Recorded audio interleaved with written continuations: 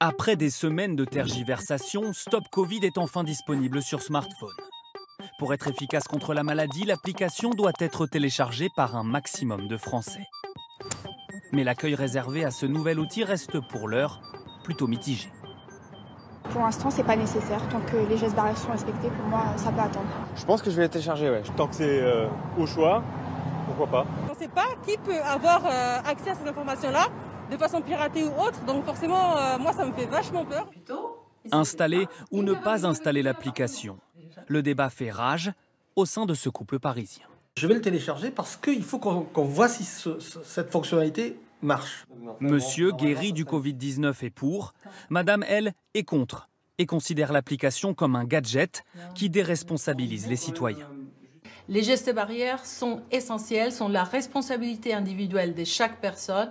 Les applications extérieures ne sont pas nécessaires. Et pour moi, il n'y a pas de contradiction. Je crois que ce sont deux volets d'un même combat. Il faut des gestes barrières, ils sont indispensables, c'est clair. Maintenant, il faut aussi des outils qui nous permettent d'identifier rapidement les personnes qui sont infectées.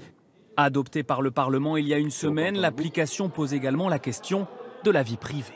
Jusqu'où va-t-on aller dans l'encadrement de nos libertés et de notre vie privée? Des outils, monsieur le ministre, peuvent contenir la possibilité d'usage totalitaire. Mais pour ce commercial qui souhaite utiliser Stop Covid dès demain, le risque est mesuré et assumé. C'est pas de la collecte de données, c'est anonyme. Je sais qu'on n'aura pas besoin de rentrer son nom dans l'application. On aura simplement un identifiant qui est unique, mais ça reste totalement anonyme.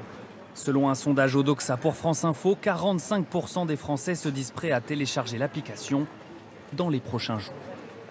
Se protéger du coronavirus grâce à une application sera désormais possible. Il suffit de télécharger Stop Covid sur son téléphone. À l'aide de la technologie et du Bluetooth, si une personne se déclare positive au Covid sur l'application, tous ceux qui l'ont croisé pendant 15 minutes et à moins d'1 mètre recevront un message d'alerte pour être testés à leur tour. Selon les spécialistes, l'outil est efficace seulement s'il est massivement utilisé, mais parmi les Français, les avis sont partagés. Je pense que ça fait partie de la panoplie d'actions qu'il faut mettre en place si on veut éviter que tout ça se reproduise et que tout ça s'améliore. Je ne vais pas la télécharger. Et puis, étant donné que la situation, on va dire, j'espère, s'améliore, ça a un train de retard. En revanche, pour certains comme ce commercial, l'application est, dit-il, une mesure de protection indispensable dans son métier. Je travaille donc avec énormément de clientèle, on voit beaucoup de gens passer et potentiellement j'ai des chances d'être en contact avec des gens qui pourraient avoir ce virus et j'aimerais être informé en fait.